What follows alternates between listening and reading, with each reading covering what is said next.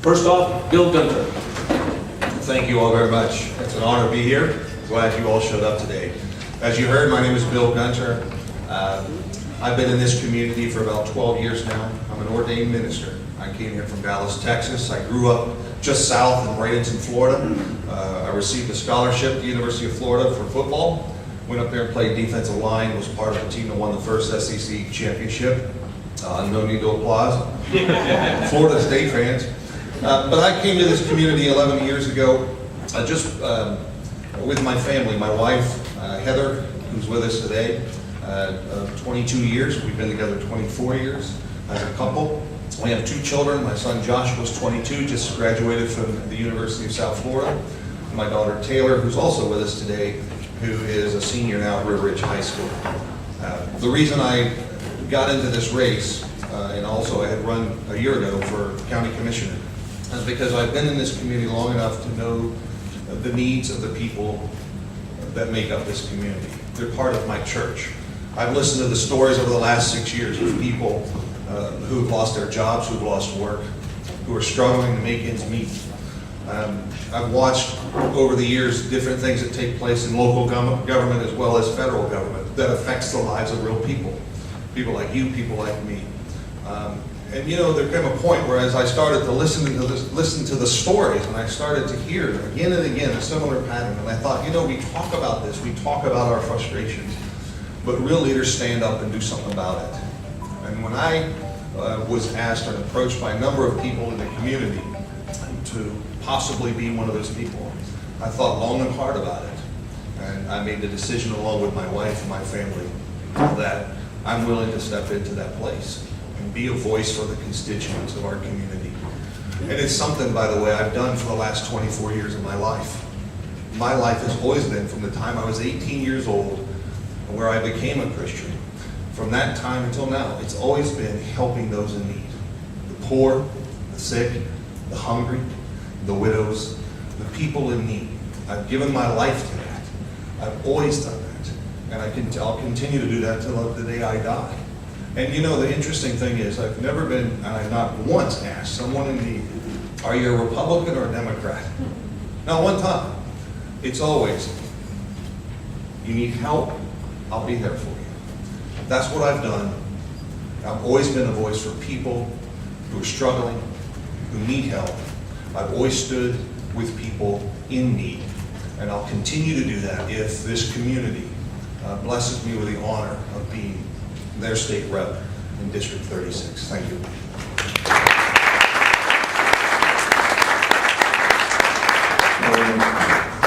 Now please welcome candidate Jeromy Harding.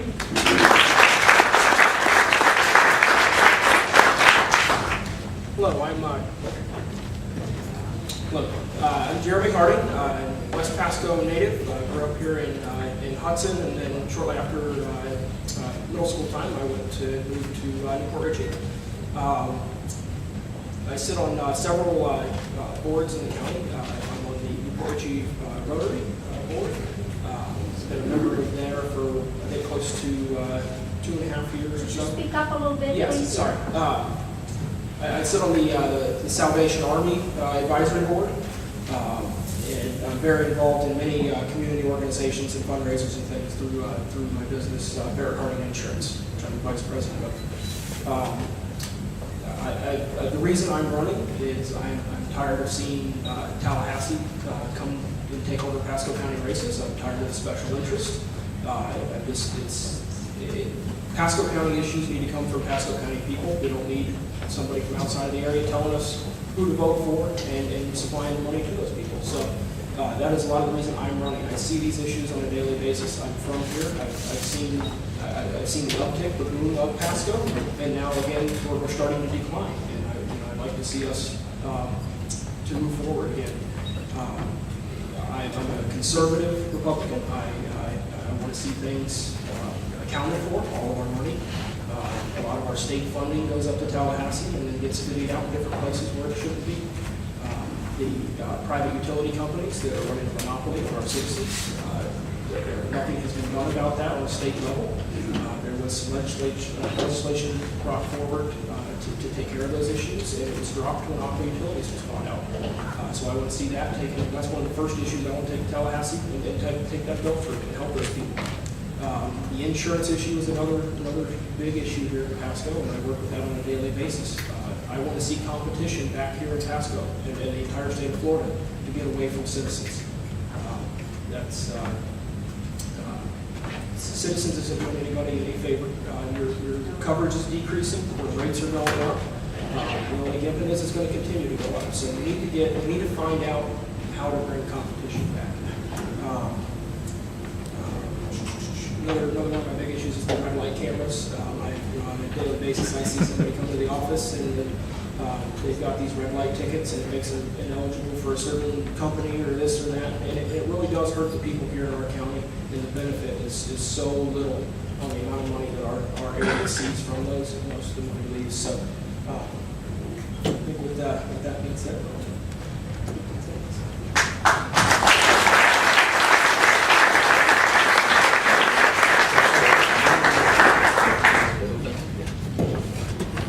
James Mathieu.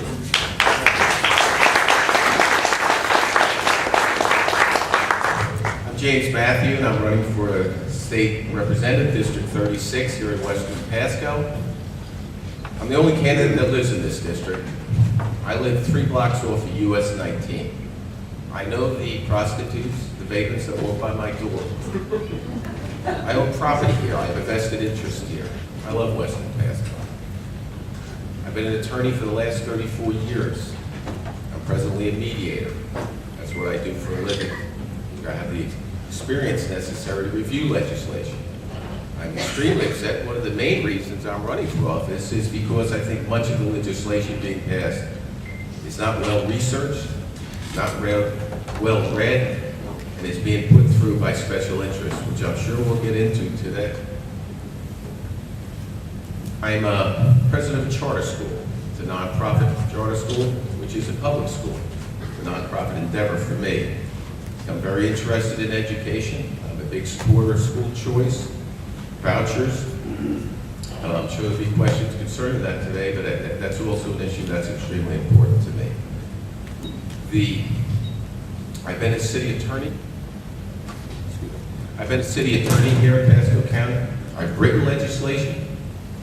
I might get some booze on this, but I'm the one that wrote the first major piece of legislation for your red light cameras in the state of Florida. Just the messenger. I was a city manager for a brief stint. I don't know if this is going out or in on me, but I don't think it is, Chip.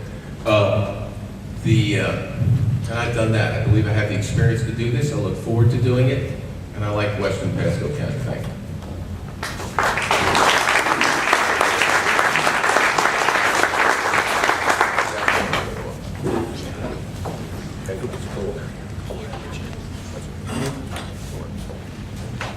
All right, as we said, Mr. Tom Jackson has joined us, our moderator from the Tampa Tribune.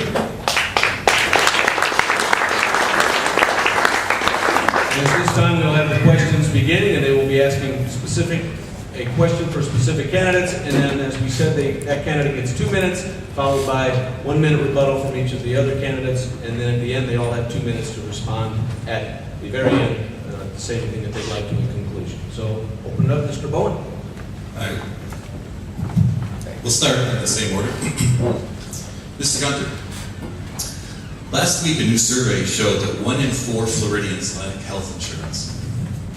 Last year, the State House passed a health care plan that would have covered about 120,000 poor adults with a $2,000 subsidy, even though premiums cost about $5,600 a year. Under an expanded Medicaid system tied to the Affordable Health Care Act, 1 million Floridians will be eligible for health insurance, with the federal government paying $51 billion over the next decade toward those costs. Can you please tell us which plan you would support as a state representative? The plan to cover 1 million Floridians, or the substitute offered by Richard Corcoran and Will Weatherford? Good question. You know, as I've looked at this, there's no question the issue involving the uninsured is on the hearts of every person, I hope, in this room. And something needs to be done. I don't believe that accepting the expansion at this time is the wisest decision for our state. I believe that there's better options being talked about. I don't believe that they've made a decision definitively yet. But I think both sides have good arguments. I'm more for a plan that does not just say no to people who are in need of insurance. I like the idea, some people have bounced around the idea of healthcare savings accounts and whatnot, which would do one thing I think is crucial and important, and that is people would have control of their own healthcare. People would have better healthcare because they would be in control of the money that's going towards, they can have their own choices. Under the current expansion program, it doesn't help people with better care, it doesn't give them better care. It also doesn't give them the decision-making powers that they deserve as citizens.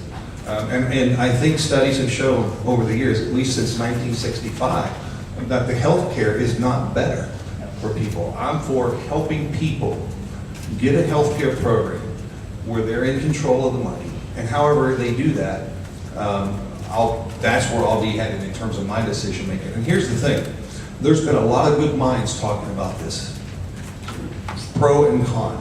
None of them have yet, over all the years, figured out exactly how to do it. And I mean, there's some good men that are talking about it.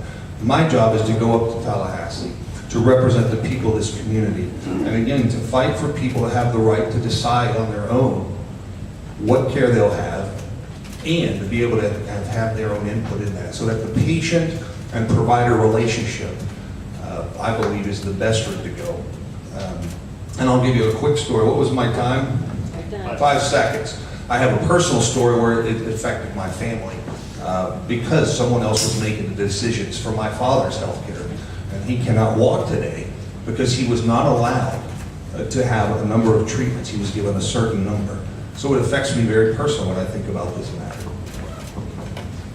Mr. Hardy, any questions? My idea on the healthcare is we need to bring it more to a state level issue. At this time, I would have to agree with the not taking state funds, the government funds. There's so much waste in these federal programs that are put into place. There's almost no accountability.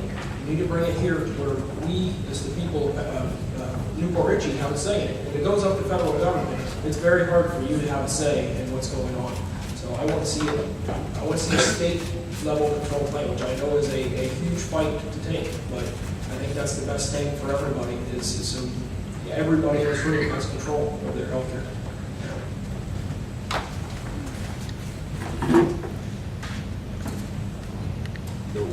Work. Mr. Bowen, you gave a choice of 2 plans, and not 2 very good choices, but they are the choices that are out there. This isn't working, Jim. Everybody hear me? Yeah, choice for 2 plans, Mr. Bowen. I oppose Obamacare, have since the beginning. It is the law of the land, so we must do what's best for Floridians now, okay? And if it gets repealed, fine. The plan, the governor's plan, and the Cochrane plan are the 2 plans. The governor's plan was that, as offered by the federal government, that the monies would come in and be guaranteed to the state of Florida. So no matter how much money was spent, Floridians would not have to make up the difference for a certain amount of years. The hesitation in that plan is that once that is over, what's the open-ended obligation going forward? That's tough. The Cochrane plan was $25 a month, give $2,000 worth of coverage. You're going to stand up and reject the other plan, you don't put in a plan like that, okay? Because that wouldn't cover enough people, and it wouldn't satisfy the requirements of the federal government. So to give a specific answer to your question is yes, I would go with the governor's plan until such time as we can determine where Obamacare is going to go. That's an answer to the question. Thank you. Tom's going to indulge me with an immediate follow-up. I'll go back to Mr. Gunter. If you're elected, this is for all 3 of you, if you're elected, do you intend to accept the state-subsidized health insurance coverage offered to House members that costs just $8.34 a month? Well, I know that there's some discussion going on whether or not that's going to stay that way. Now, I don't know beyond that. And as a specific question, I think that's obviously in the public eye, that looks like a complete unfair situation. You asked me specifically, would I accept it? I believe I would, but I believe that a number of people are talking now about changing that. And so I think and I certainly would be for that. Changing actually where the state politicians and whatnot are actually paying a fair share for the coverage they get, and they get good coverage. That's the answer. Mr. Hardy? I would not accept the healthcare. I have my own private healthcare in place through my business, and I don't see a need for it. And I believe public service is, you should not be gaining from public service. And I've got that, so I don't need to be gaining that from the job. Mr. Matt? I'll try this again. The microphone, by the way. I know that our United States Congress, has exempted them and their staff from Medicare, from the Obama plan, and that's just terrible. Okay? Now, your question is, would I accept that? I really hadn't given it much thought, but I got to tell you this: 60 days work up in the springtime in Tallahassee, run an office all year round, okay, constituent service at $29,000 a year. I think I'm going to take that, but I'll have no problems with changing that and make it fair for all. And I'm going to sit here and take the easy answer and say, I'm not going to do that. How much money I'm going to lose taking this job?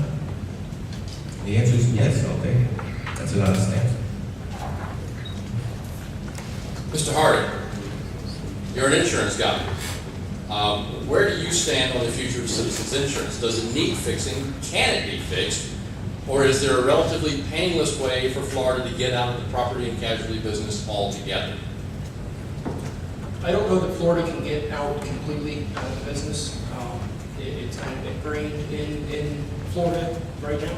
There was 1.65 million policyholders and citizens at one point. I think we're down to about 1.25, 1.35 last time I checked. The best way to fix anything is with competition.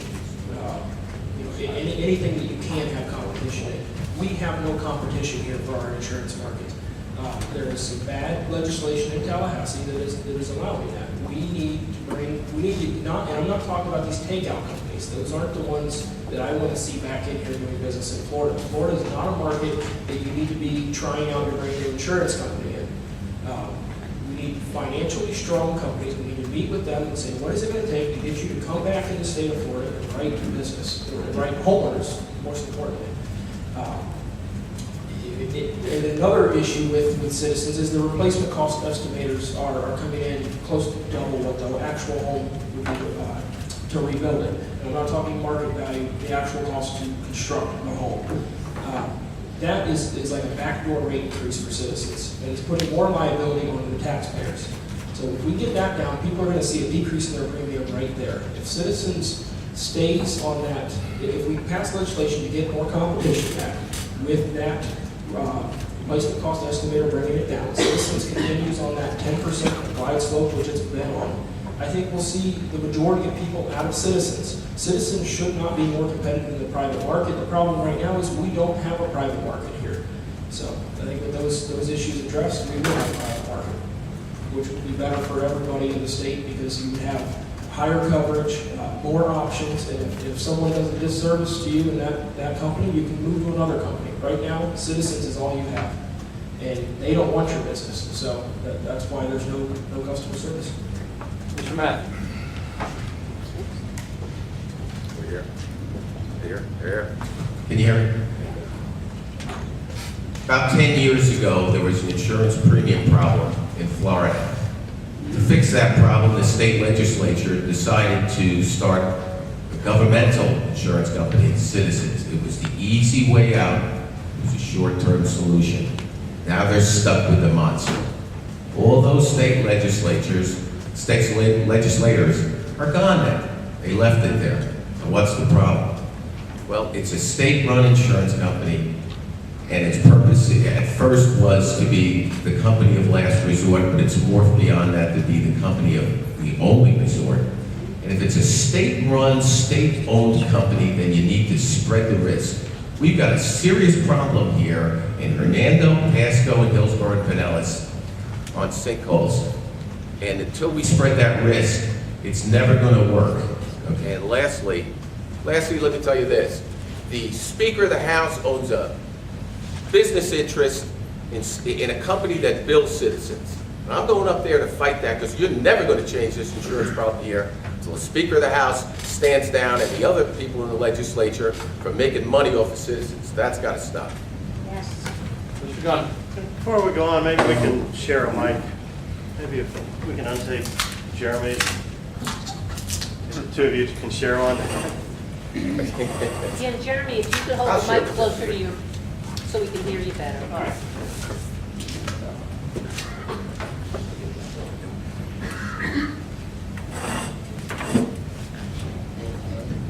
Testing.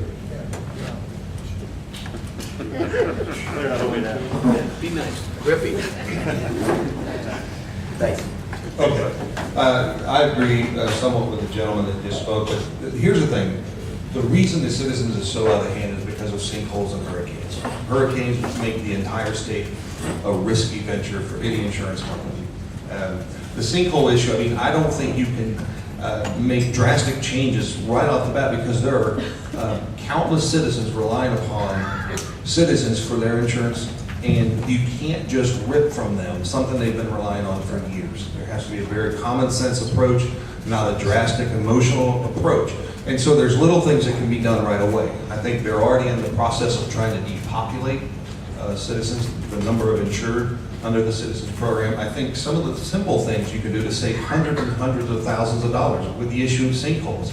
Sinkholes, you know, in the state statute, for what I understand, you have to not just stabilize, but you have to fix the sinkhole. And if you can fix the sink, then fixing the sinkhole is dumping grout, cement into the aquifer, into a Swiss cheese type cavern. If you could take that out and just stabilize the home, it would literally, it's the difference of paying $25,000 to fix a home or $100,000 to fix a home, and on a technology that's not proven and a technology that may be affecting our environment. And I know about sinkholes because I've had one. You know, can I just ask that the candidates look this way so you know when you're holding our paddles up, please? Thank you. Mr. Gold and Mr. Matt. Grab your microphone. They gave me a new one. Okay. This is Mr. Mathieu, but it's actually addressed to all three of you. Mr. Mathieu, last year you ran against Mike Fasano, saying he was a populist, not a Republican. But now it seems you want to emulate him and continue his legacy. Mr. Gunter, you ran as a county commission candidate last year and based nearly your entire campaign on looking out for the interests of the development community. Yet now you want to run as a state legislator to look out for the little guy. And Mr. Harding, you have suggested that Citizens Insurance may have to increase its premiums to encourage people to go back to the private market, something that contradicts the conventional thinking of capping citizens' rates or lowering them. Given all three of those scenarios, I would ask each of you to start with Mr. Mathieu. Why is it you think you should be the Republican Party's standard bearer to fill Mike Fasano's shoes in the State House of Representatives? Yes, I ran last year with one of my positions that Mr. Fasano was a populist. Fasano's here, and I say this in all due respect. Certain of the issues were consumer issues, okay, such as whether ball games should be broadcast when there's not enough people watching it. I don't think the government needs to get into the NFL. Those are populist positions. I do support what Mike Fasano did in bucking the leadership here. Okay, my opponent here, due to my right, is being put forth by the Speaker of the House and the next 3 speakers, as you're aware. Never in the history of Florida politics has that come forward. They do not want me there doing what Mr. Fasano did. I respect Mr. Fasano's passion. I don't always agree with him on all the politics, but in that sense, I do. That answers your question, Mr. Poe. Mr. Gunter. Sure. Well, when I was running for the commissioner race, there was a need in our community to bring development and jobs to this community. It's not an either or. Either you're for the developers or you're for the little guy. It's a both and. And there's nothing wrong with that, because our community needs that. And I would stand with any good development that would come in here and bring jobs to our community, as much as I would stand for the citizens of this community.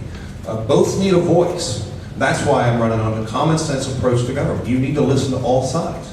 And in this community, you have a diverse community of Republican and Democrat. They need a voice that's going to not just be the Republican voice, even if it's a Republican in office, but someone who listens to all the constituents before he or she makes a decision on their behalf. And that's something I promise to do, and that's something I've always done, is listen to both sides, all sides. Get the wisdom from the people on the ground, get the wisdom from the constituents before making a decision that's going to affect their lives.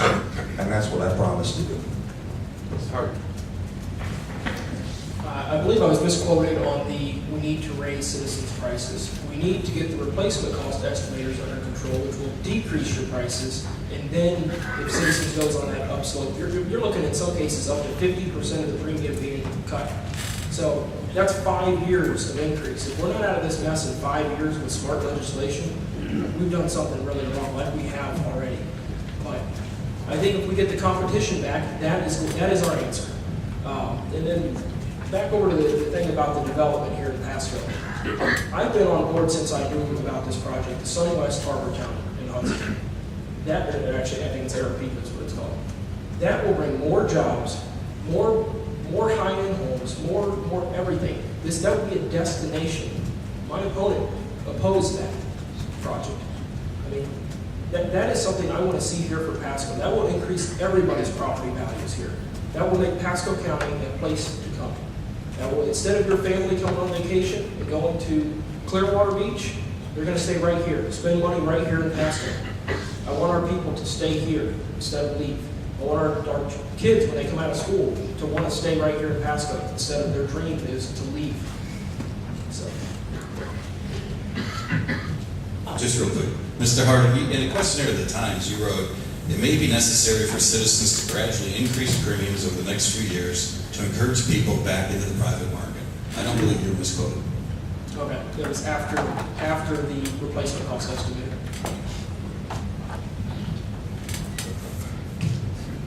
Mr. Gunter, once upon a time in your history, you worked in migrant camps. I'm wondering if your experience there has in any way shaped what you're thinking about what Florida and the United States should do regarding immigration reform. My work in the migrant ministry was a religious work, of course, but it was providing the poor people there, who many of them were undocumented workers. But I was there to provide them with food and clothing and medicine, guidance in our community, and enjoyed that ministry. It was a service to the poor and needy. So how would that influence my idea on immigration? I don't think it would, because it's completely separate. And that was more of a religious thing that I did and loved to do. And so how it would inform it, I certainly believe that we have to care for the people that are in the United States, that are already here, which is what I did. But honestly, I would really have to sit down and take a hard look at the immigration reform that you're seeing at the federal level before I would just throw out a simple answer that I'm for or against and whatnot. The issue's too complicated, or a very complicated issue that, as you can tell, no one's got an answer yet. Mr. Hart, regarding immigration reform, your thoughts? I believe that the closed borders, you need to, we have to have accountability for people in this country. They're here, they're paying taxes, everything else. What we've got going on with the immigration is just absolutely crazy.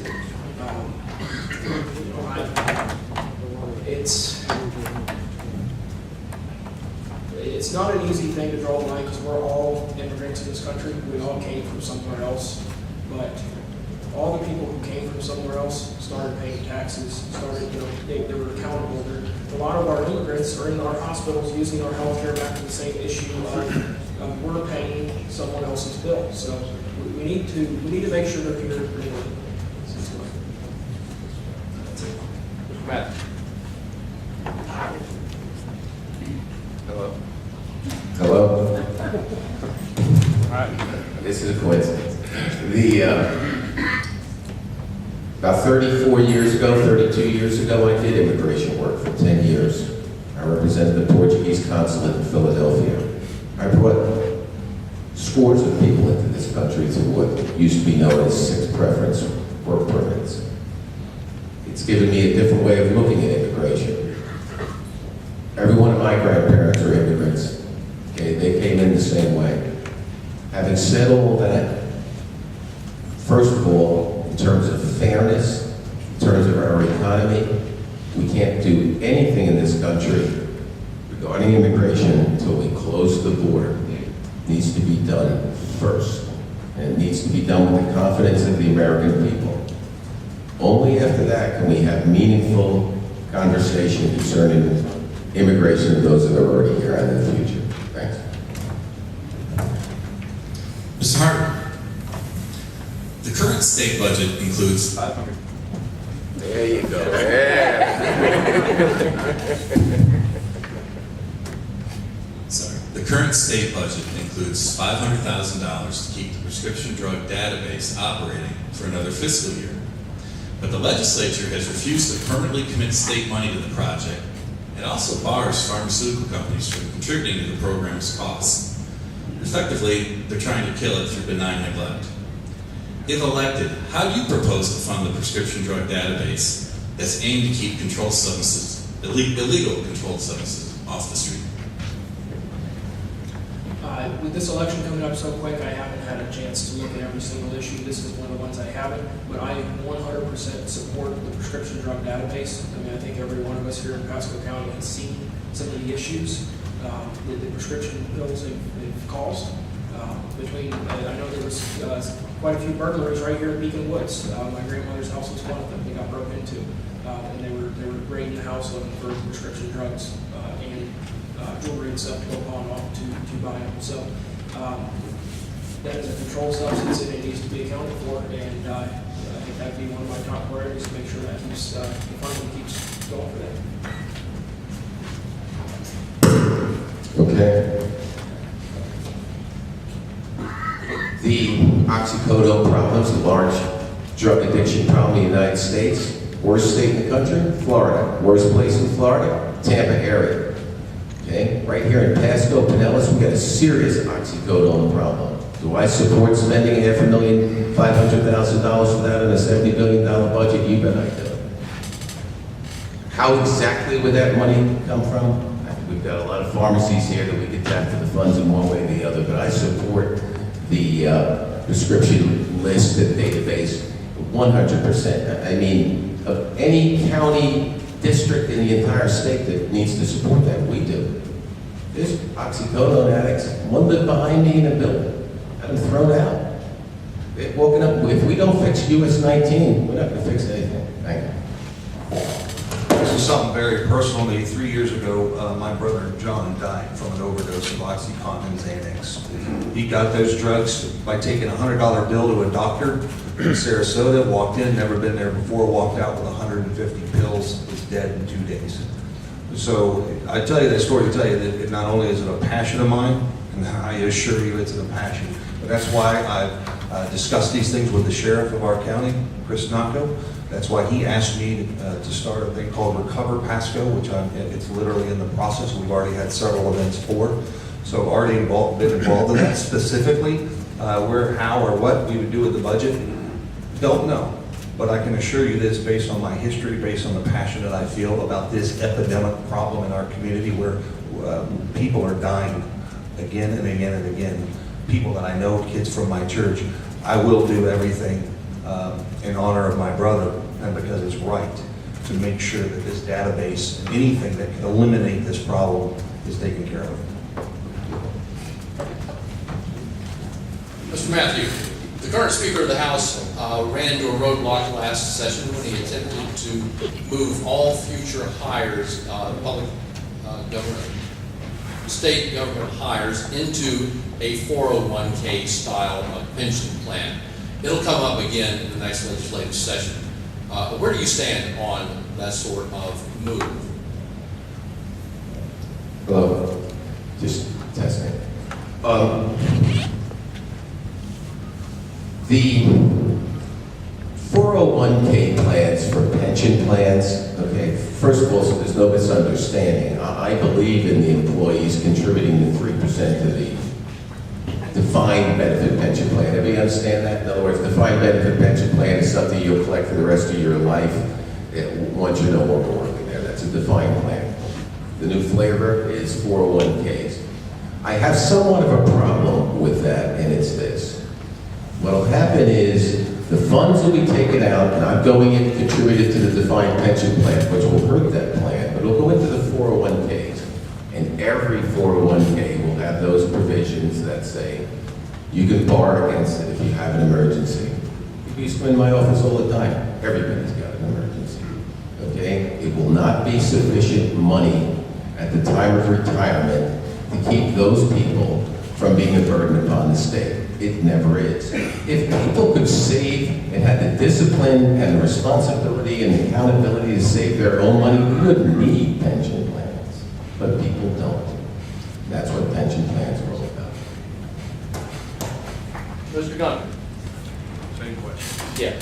You know, I've discussed this with a couple of people in this community, and one of the issues is with people that have been in the system having their pension, they're afraid that now it's all of a sudden going to be switched over. So I think there has to be some type of common sense approach for the people that have been in the program that their pensions aren't touched, and I don't believe that they are.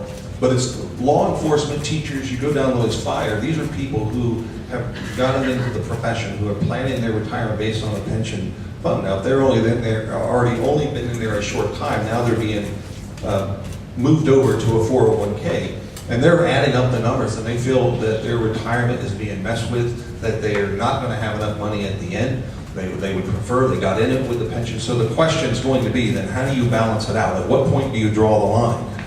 For the people that are already in the pension program, are any of those going to be forced into the 401k? And then the people coming in, because I think there is an incentive in some of these professions where people will take the risk their lives in order to receive good benefits and be taken care of at the end of time, at the end of their lives. But specifically beyond that, I think that we just have to have, again, common sense approach, looking at all the angles and making sure that people are not being disenfranchised when it comes to their retirement. Mr. Hart? I have to agree with leaving the pension plan. That's, you can't switch something that you told somebody all along they were contributing to their pension plan. Well, if we can be specific here, the plan on the floor that the legislature considered last year would be all new. Nobody who is currently in the pension plan now would be affected. Only those new hires would be remanded to a 401k defined contribution plan. So we can talk about specific terms. With that being said, I would still support the pension plan. I wasn't aware of that provision that you could borrow against it for an emergency, but like I said, the emergency is going to come and go, and if they've already tapped out some of their retirement funds on that, then it's not what it was there set aside for. So the pension plan, I think, is the way to go. Mr. Gunter? Despite recent increases in per pupil spending in Florida, it's still $1.1 billion below the levels that the legislature approved in 2007. If elected, will you support greater funding for Florida's public education system? And if so, what specific areas do you believe need enhancing? I don't believe that money is the issue in Florida in our education. And in fact, if you look at Washington, D.C., where more money per student is spent, you have less results. You have subpar education. I'm all for funding education, but I believe the money needs to flow where the measurements and the standards are high and are being met. I believe that helps with competition. I believe there needs to be the element of bringing the free market into the public education system. But the issue, study after study, at least the ones that I've looked at, do not state that if you throw and pump more money into the education system, that it results in better education. In fact, the findings across the country are completely opposite of that. I don't think that's the issue. I think the issue is letting the money flow, passing legislation where the money flows, again, where the measurements and the standards are high and are being met.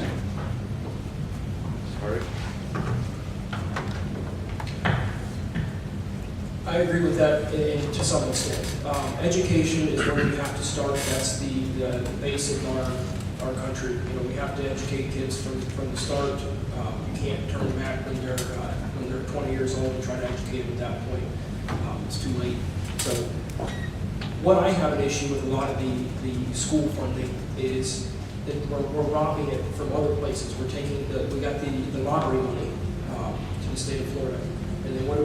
We decrease the school budget to account for the lottery income. So we need some accountability in that. Quit robbing different funds. Fund our school system. Have a steady budget so we know what's going on from year to year instead of fluctuating. Also with our universities and stuff. I mean, we've got extravagant universities that we're contributing money to also. And then we have schools like right here in Pasco County. My fiance is a first grade teacher at a Title I school. They have cockroaches falling out of the ceiling. I mean, how does that, in one school you got marble floors, the other school you have cockroaches? I mean, there's got to be something in place.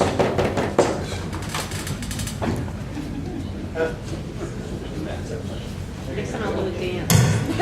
Okay. Just so everyone understands, can I borrow yours? It'll be a full investigation. Just so everyone understands, your real estate taxes pays the lion's share of what it costs for your local schools, not colleges and universities, for your local schools. That is supplemented by funds from the state government, okay? In other words, it used to be about $800 or $900 per pupil. I run a charter school, believe me, when Governor Scott stands up and says we're getting $800 a student, I'm multiplying it times my 400 kids, okay? So that money is very important in terms of its impact on the students. I think schools need to be clean, safe, and wholesome. I'm not a big proponent of polished concrete, and by that I mean new campuses. This fiasco out in Polk County is ridiculous. As far as measuring, if you measure for the FCATs and the scores that are high, money needs to go with the scores are low if you want to make a difference there. Mr. Harding, as long as we're talking about education, the whole idea of Common Core standards and curriculum has got an awful lot of people up in arms. What are your thoughts regarding Common Core in Florida? I do not support Common Core. I have seen both sides of it. I am scared that it is a federal program. I do not like federal programs coming down. I don't agree with that structure being in place because I think it limits the power of our teachers to teach. And I think we've shown almost every federal program that comes down to state control and holding money over your head saying you're going to implement this if you want the money is winds up failure. So we need more state control in our education system. I mean, that's point blank. I mean, kids here in Florida aren't going to learn the same thing and face the same challenges coming out of school as some kid out in Wyoming. It's just not going to happen. So yes, they may be competing in a global market, but you still have issues they're going to face that you have to teach them. And this Common Core standard is, I believe, is going to get taken out of control and implemented as a federal program. Matt? I'll try again.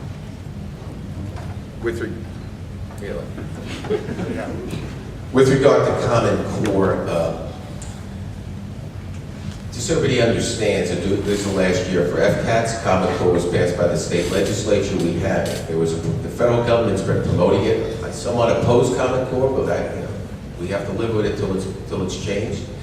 The regents in New York, okay, they couldn't match them against FCATs in Florida. The federal government wanted to match apples against apples. They came up with the idea of Common Core. Our state legislature bought into it. That's the precursor to a national education board. So when they determine they can match everybody up, whether in Florida or New York and other places, that's what it is. I do support standardized testing, whether it be Common Core testing or FCAT. I believe there needs to be assessments in the middle, so we can determine how our students are doing. Life's a test, so I do support the standardized testing of Common Core. Thank you. Mr. Gunter? I believe in obviously having high standards that are measurable. We need that. You've had that at every step in your entire life. Measurable standards to determine where you are and whatnot. I'm for that. I believe it should be kept in the state. It should be our decision as a state. We should have the highest standards, not just in the state, but in the world. We should aim for the stars when it comes to education and whatnot. So I'm 100% for standards. I believe that we need to, as a state, look at this and come up with those standards that are measurable, that are accepted and adopted at the state level. Thank you. You need the mic. Got it, thanks. Okay.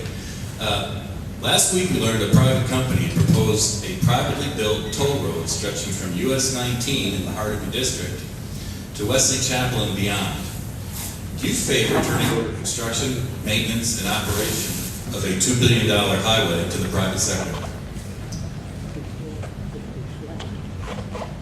The privatization of roads, okay, now the construction's one issue, we're talking about the operation of the road as a toll road.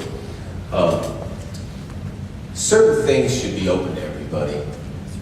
You know, parks should be free, okay? I understand the, you know, fee for service, that type of stuff, but parks should be free, roads should be free. Certain things you pay taxes for. I'm a little hesitant to a private ownership of a road, okay? Because those who can afford it can get to work quicker. I don't think that's fair. But as far as the private operation, if the state or the county government feels that's the only way they can finance it, after checking the numbers, I could live with that, you know, and I can also live with a private company doing it, because what the government does, it'll cost 10 times as much. But the actual construction and ownership by a private company, I have some problems with that. Yeah, I think I would partially agree with that. I mean, I don't have anything with a problem when private sector is involved, because usually what they do is they actually get the projects done. They're done well. They're usually in more of a costly manner. I too would have an issue. I'm assuming if this is a toll road, that it's not going to be private. All of the money from that road is going to go to the private sector. I think there'll be some a piece, if you will, that would go to local government, I would assume. Beyond that, but I don't have a problem with the fire. If it's not the case, then that would be a big issue. We would have to probably look at that again. Again, it's common sense. I don't have a problem. Private sector is not an evil, providing that there are parameters with which it'll operate. And like I said, when it comes to private sector, they often do in most everything better job than the government would. I'd have to agree with the, I'm in favor of private industry, competition, things like that. I'm not really well versed on this road that's going in. I believe it would be, I think it's an elevated road over the existing, if I remember right. I would really have to look into that deeper to see. I don't have a problem with a private company running a road or building a road. It would just have to be in the guidelines that they're presented, and if there's any funding coming to the municipality or county from that road.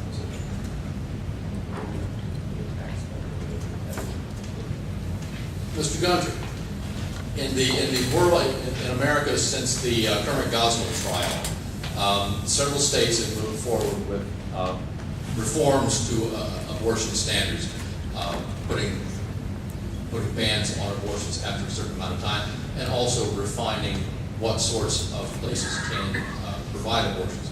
What are your thoughts about what Florida ought to do in the post-Gosnell world? Well, look, I'm pro-life, and I don't think that's a wrong thing. That's what I am.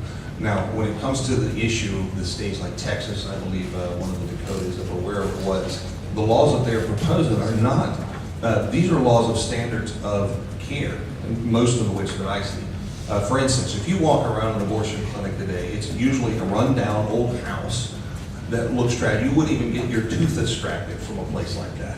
And yet, these laws that are coming in are bringing they're requiring that doctors have admission privileges in the hospitals, and that the clinics themselves be clean.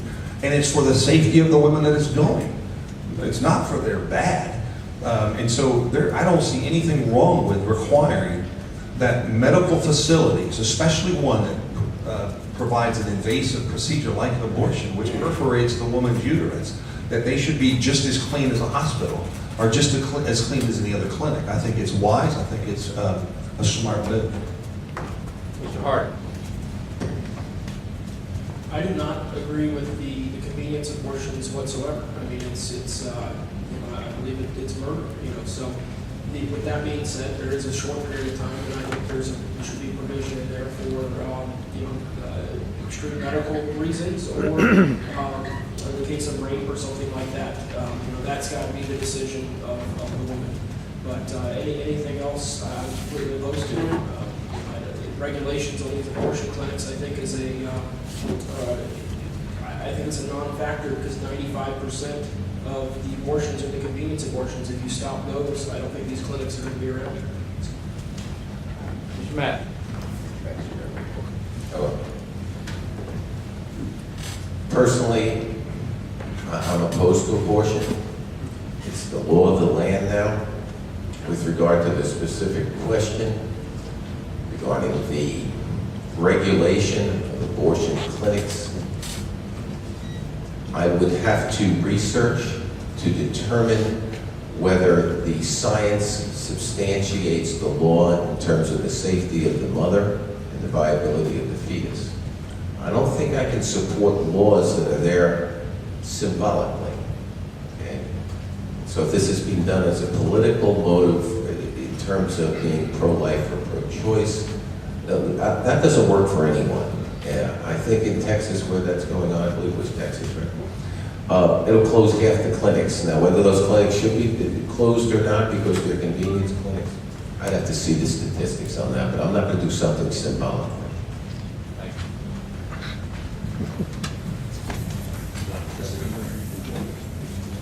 I have lost track of where we are. We're not telling. Hardy? Okay.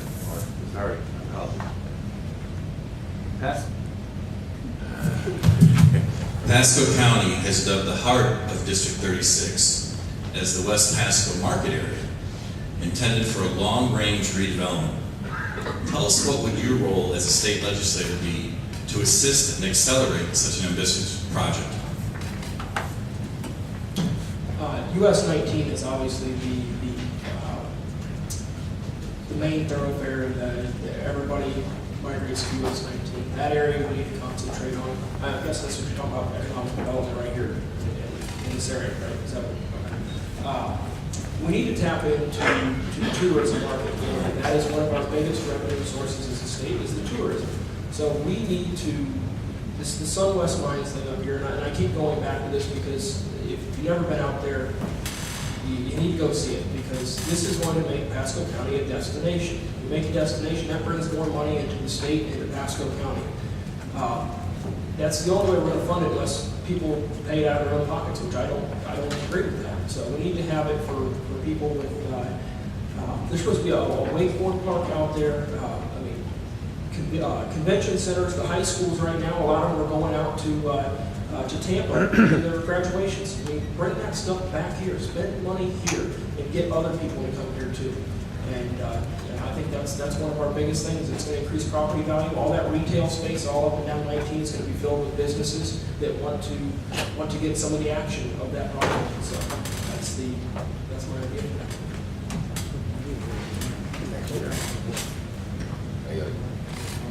With regard to the specific question,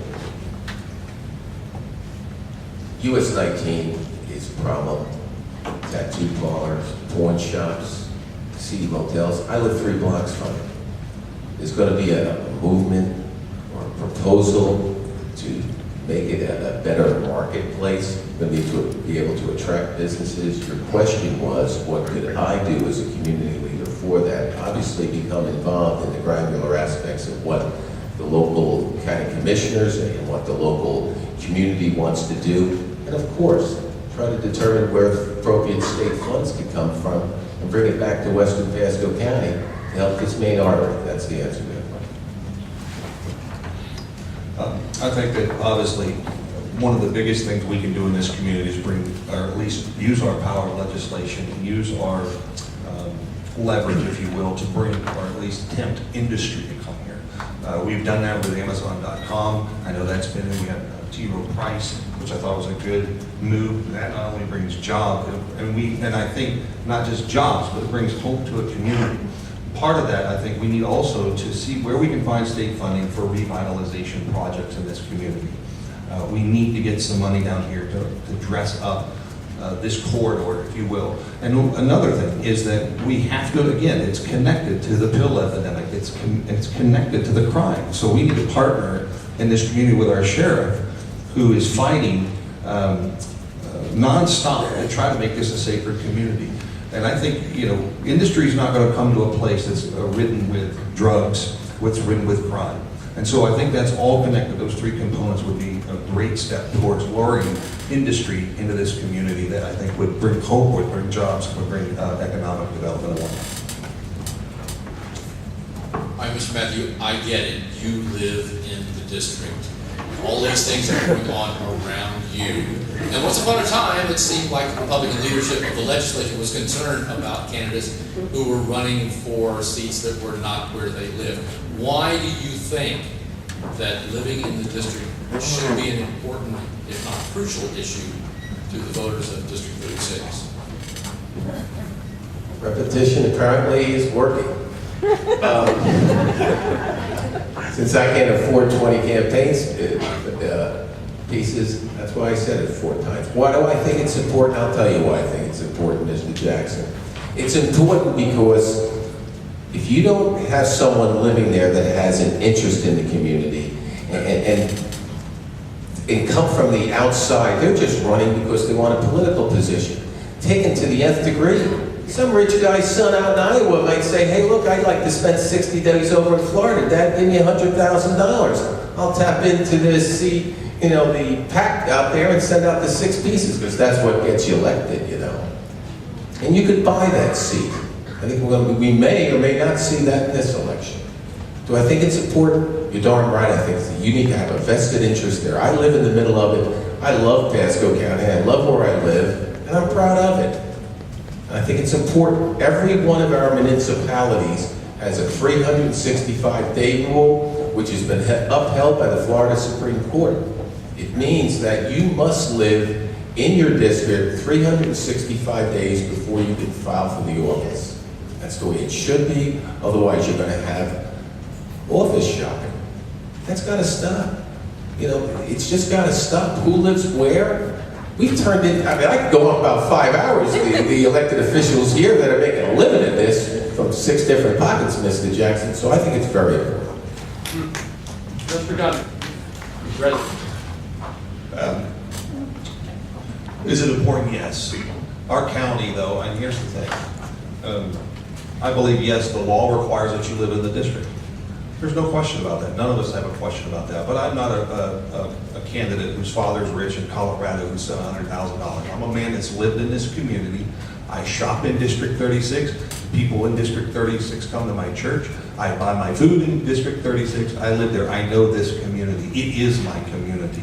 I'm moving 4 miles up the street. There's a number of folks that have had to move literally across a little road in order to fulfill the requirements. And to be able to do that is a privilege and an honor for me to do. I'm willing to make that sacrifice, if you would call it that, in order to serve the people of District 36. And, just so everyone knows, I have done that. My license and my voter registration and my new lease is in District 36. And I believe that it's an honor to be able to do it. And I said I would do it, and I have done that.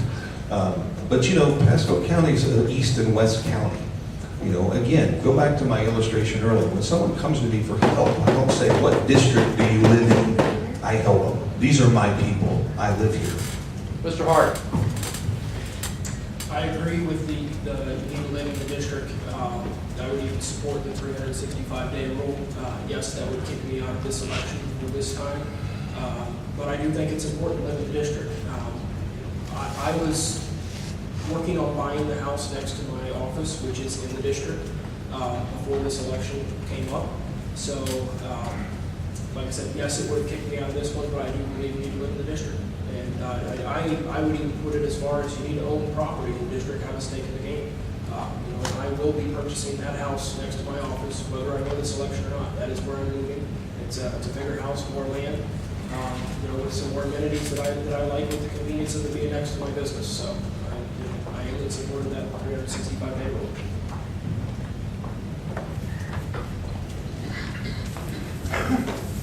From the audience, I believe this goes to Mr. Gunter. What are your feelings about creating a separate legal circuit for Pasco County alone, rather than continuing to be linked with Pinellas County in the 6th Judicial Circuit? Separate legal circuit. Honestly, haven't thought about it.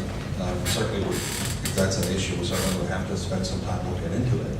I mean, it seems to me at present that it's working adequately. And so I guess that would have to be addressed, and I would have to look a little bit deeper into that. I also have not heard of this issue, so I would definitely want to see the facts and see how it affects people for making a decision.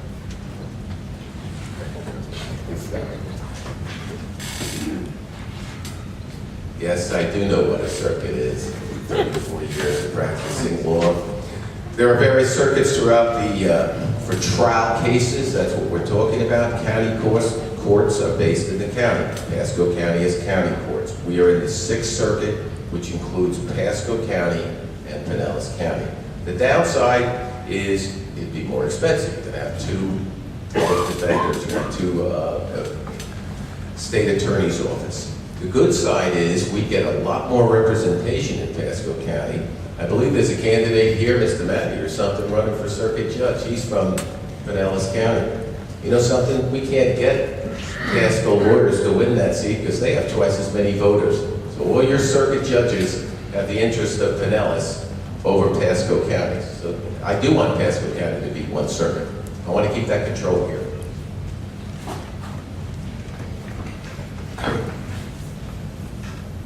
Mr. Harding, apparently there's not going to be a special session to redress any sort of difficulties or problems that there are with stand your ground law.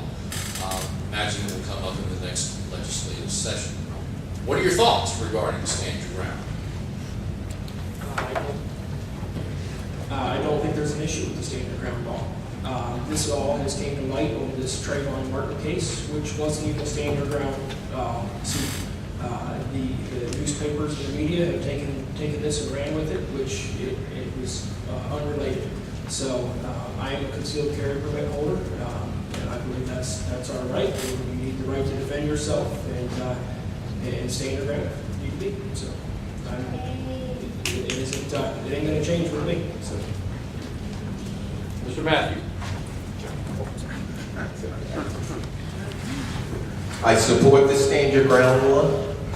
I support the concept of it. My concern is this. Presently, when the law was first passed, they did not set forth in the law, because rest assured the legislators didn't understand it, didn't read it, it was all put forth by talking points. They did not set forth in the law its application. Would that affirmative defense be heard in a pretrial hearing? Would it be heard before a jury, a judge? That's missing in the law. And what's going to happen if we don't tweak it and make it better? The Florida Supreme Court will pass both procedural and substantive rules, which the Florida Supreme Court can pass many substantive rules, and whittle away at that. Keep in mind, what they'll do is they'll put it before a judge. Think what's going to happen in Miami where they elect the judges. We need to strengthen that law by getting more specific, and that's the problem with our legislatures. I don't think anybody's reading this stuff, and I don't think anybody's doing the right thing. So I support it, and every time I say that, it's politically not real good because Jim don't touch that law. I want to make it better. Mr. Gunter. I support it.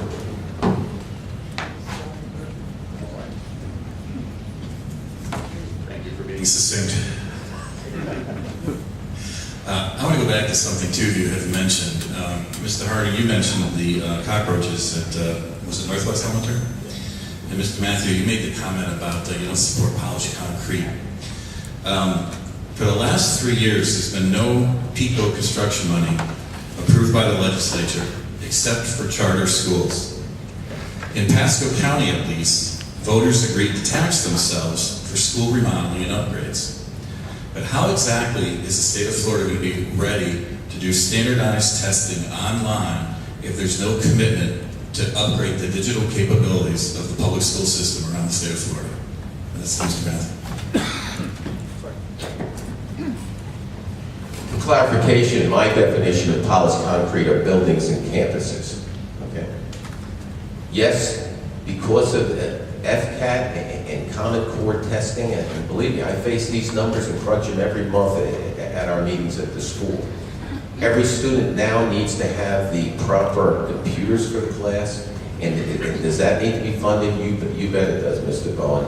Just so everybody understands, textbooks used to cost $25, right? Everybody thinks, oh, let's get computers for everybody. It only costs $5 to download. Computers last 4 years. You know what happens in the first year? 25% of all computers are lost in the 3rd grade. Lost, stolen, or broken. 4 years, you got to replace them all. Computer costs $100. I can buy a book for $25. This is very, very expensive. However, I'm very big on standardized testing. And do we need to fund that? Yes, sir. I'm just not big on new campuses like we had out in Polk County. That's what I mean by polished concrete. If I understand you correct, you asked the question, how are we going to do it? And that's a great question. I don't know. But it's certainly something that you would need someone like myself who's willing to fight for those and look into them and try to find the funding and make sure that it's there. The short term of it is, and the answer to your question is, I don't know. I don't know what the answer is. I don't know what they're going to do. If they're not up to par now, and that they're required to have these tests and measurements done, that maybe that'll be the impetus for us to make something change. The fact that they didn't. Well, I'm not in favor of the Common Core, which is part of the reason that we need to meet these standards. Just recently coming out of Pasco County schools, I thought there was quite a bit of technology in the schools. And with, like I said, my fiance's a 1st grade teacher, they have quite a bit of technology in that classroom. So, I'd like to see exactly what more technology they want us to get to. So they've got digital boards where they can write on the board, they projects and everything else. I mean, the kids have iPods now supplied from the school, so I don't know what more they want.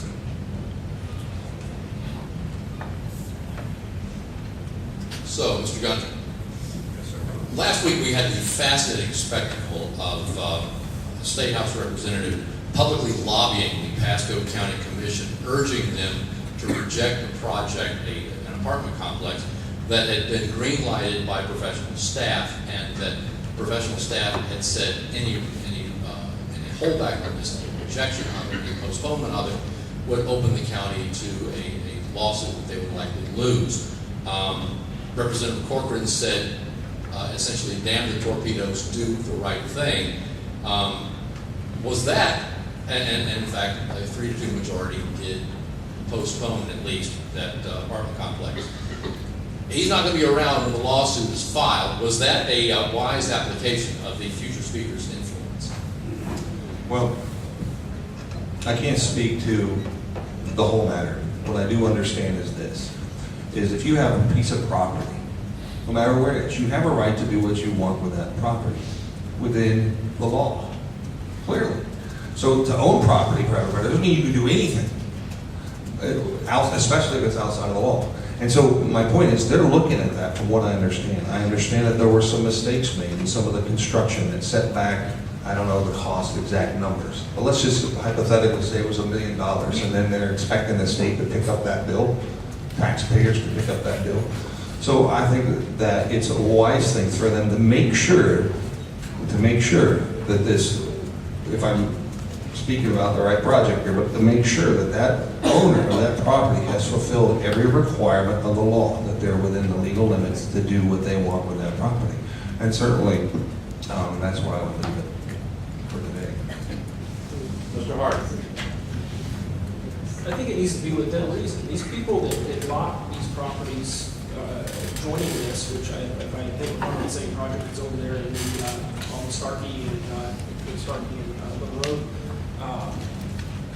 those people bought that property with that being an empty lot. They need to have some say in what goes in their front yard, a lot of them, and then the others in the backyard. They need to have some say in turn to the voters on which way to go for them. Mr. Matt? I did read your article, Mr. Jackson, on the subject. I think you referred to it as munchkin land. When quoting my opponent. No, sir. I sat as a city attorney. Jeff Steinmeier, he advised them not to do that. There will be a lawsuit. County will pay, and that's what's going to happen. You want to be an elected official, you need to follow the Constitution, but more importantly, have the backbone to do what the law provides. It's real easy to stand up there because it's say, well, NIMBY, not my backyard, and wave your finger and say, well, we got to check it. That's been approved 110%. That's going to do nothing but cost the county money. And that's what the Constitution is. It's the advice of their counsel to vaguely say that there's some other problem we got to check. That's not the case. And no, I don't think that elected officials should use their influence at that local level.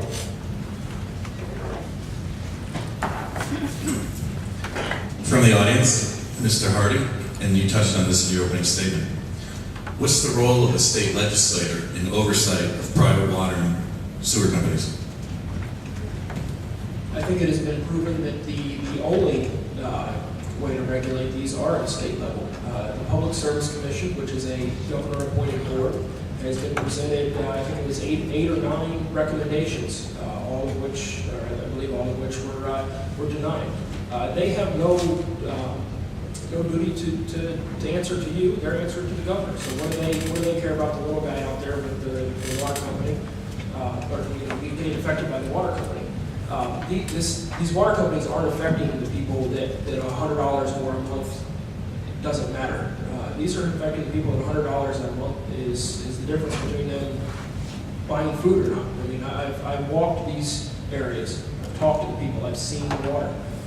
We need to take those recommendations that were already presented, that were already going to Tallahassee, and then Aqua Utilities was bought out, and the legislator dropped the bill and didn't go through. That was good enough for him. So we need to help out the rest of the people, which is scattered up and down US 19. And you want to talk about economic development? Get the water issue straight, water and sewer issue straightened out. That's gonna be an economic development right there in those neighborhoods. Those houses are now going to become desirable again. People are going to start watering the grass because they can afford to. I mean, this is a major issue, and that bill basically just needs to be picked up and taken to Tallahassee. Mr. Matthew?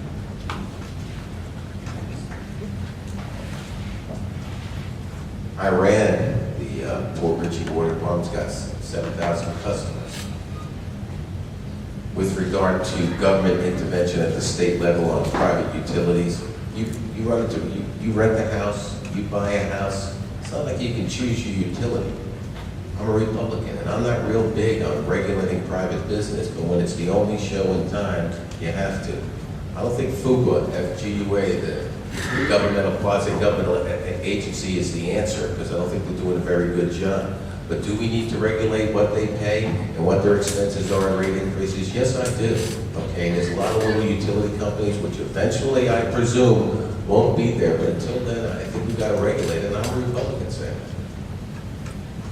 I think the latest example of why it's necessary is the issue with Duke Energy.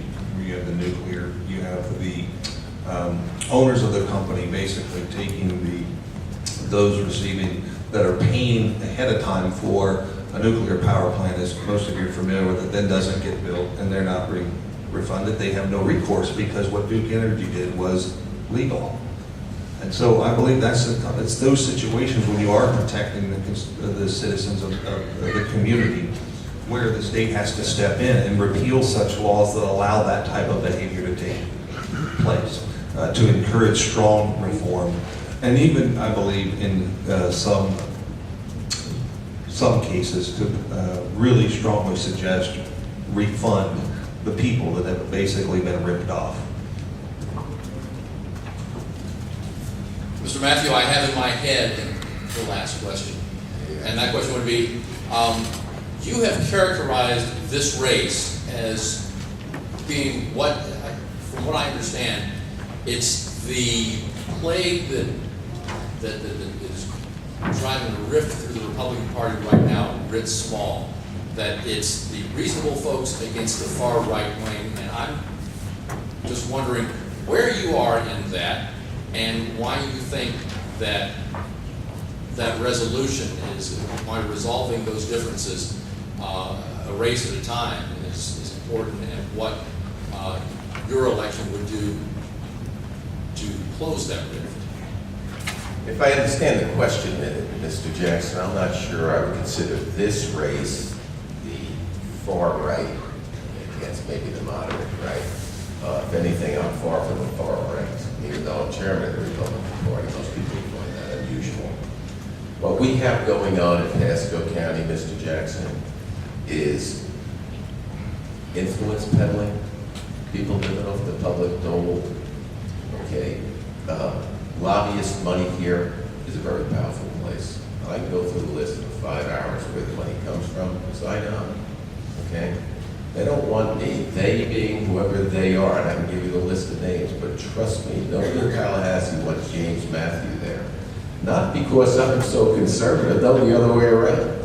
They don't want me bucking the system as Mr. Fasano has. They know I will, because they know I'll do what's right.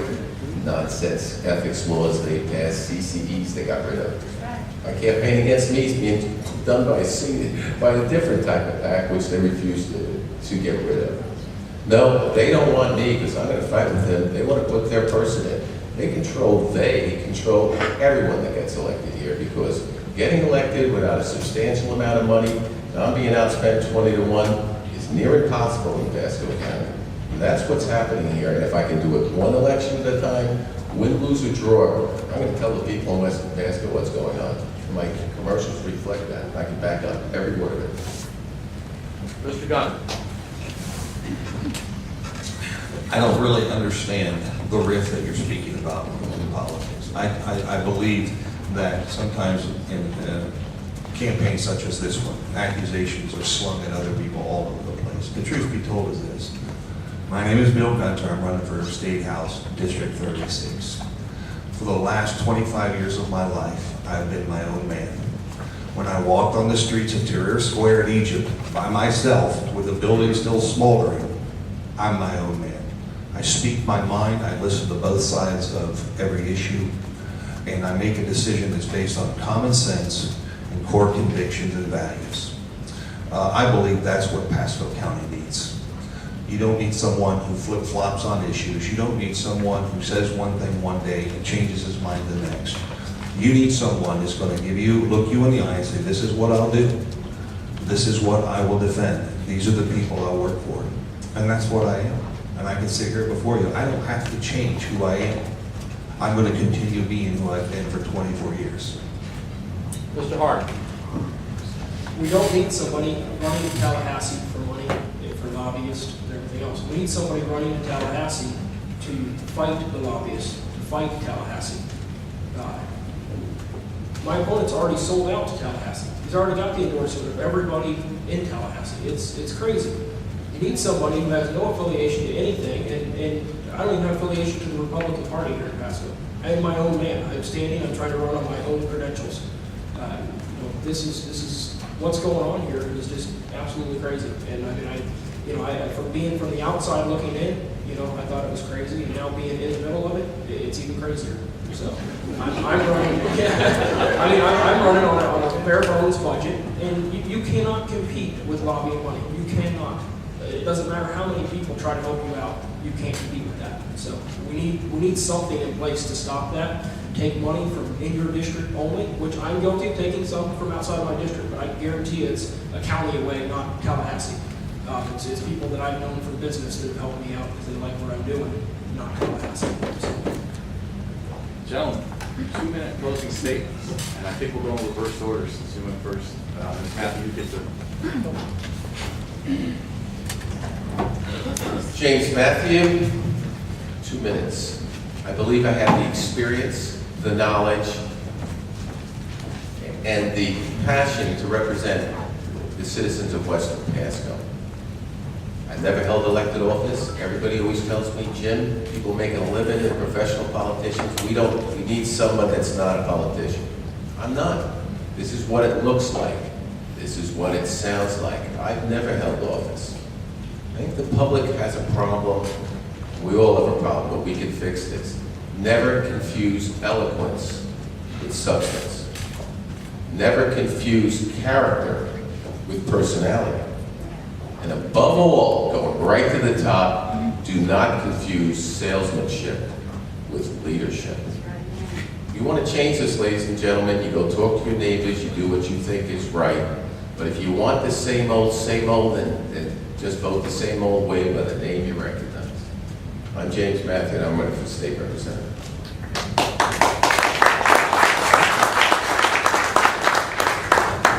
I've never been down these little commercial things, but I'm going to give it a shot.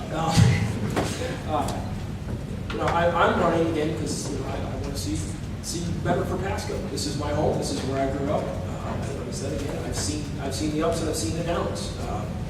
I might not live right in the district, and I do agree that you should live in the district. But I will be living in the district whether I win this election or not. I'm running because I feel passionate about Pasco.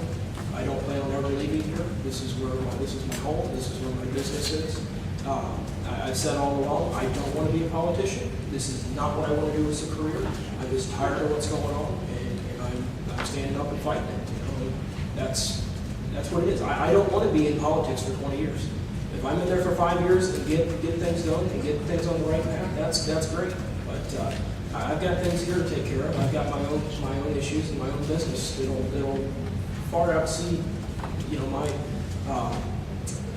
my income and everything. I'll never get into politics. I mean, at the end of the day, you still have to look out for your own financial interests. But Tallahassee, I want to go up there, or I'm going to go up there because I want to see this changed. I deal with one of the biggest issues on a daily basis that every West Pasco citizen faces, which is insurance. Whether you rent or own, you're dealing with the insurance issue.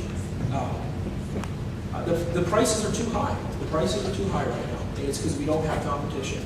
We don't have a sinkhole problem to the extent that it's been the claims filed.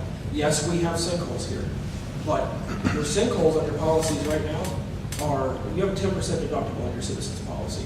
That's got to be pretty catastrophic for that to ever happen. But you never should have got to that point of having a 10% deductible. There should have been, Tallahassee should have changed the wording on those policies about sinkholes in 2004, 2005 when this all started. You never would have been in the situation you are today.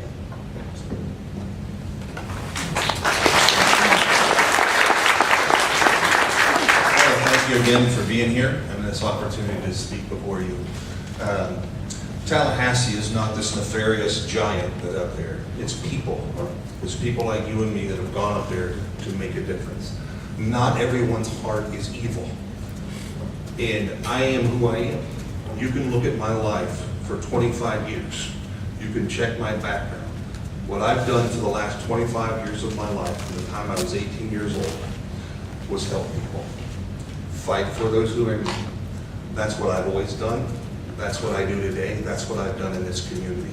I grew up poor. I know what it is to be on welfare. My mother and father, my dad was a painter, my mother was a janitor.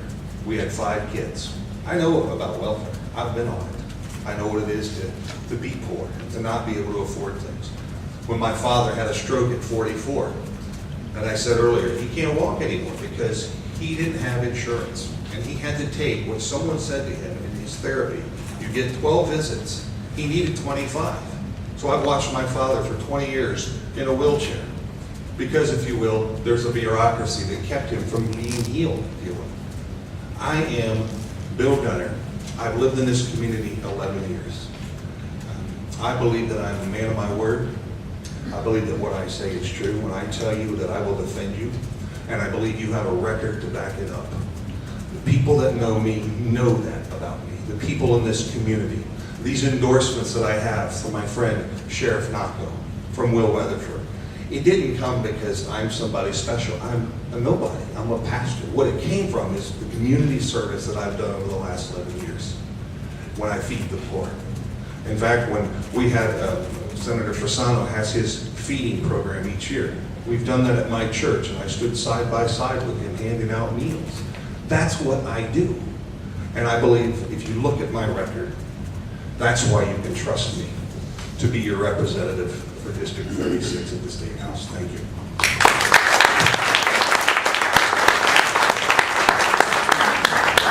We'd like to thank all of you for coming today. We do want to thank our candidates, Bill Gunter, Jeromy Harding, and James Mathieu. We want to thank our moderators today, Mr. C.T. Bone and Mr. Tom Jackson. We appreciate the hard work. It's not an easy task.